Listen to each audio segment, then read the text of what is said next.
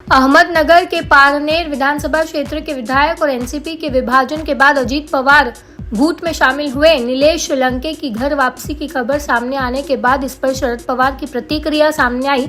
अजीत पवार गुट के नेता नीलेश श्रीलंके के शरद पवार गुट में शामिल होने पर एनसीपी प्रमुख शरद पवार ने कहा, मैं अटकलों पर प्रतिक्रिया नहीं देता। हम अन्य नेताओं के संपर्क में रहने के व्यवसाय में नहीं है, लेकिन मुझे पता है कि कई नेता दूसरी तरफ सहज नहीं है। अहमदनगर के पारनेर विधानसभा क्षेत्र के विधायक और एनसीपी के विभाजन के बाद अजीत पवार गुट में शामिल हुए। नीलेश श्रीलंके की घर वापसी की खबर सामने आने के बाद इस पर शरद पवार की प्रतिक्रिया सामने आई।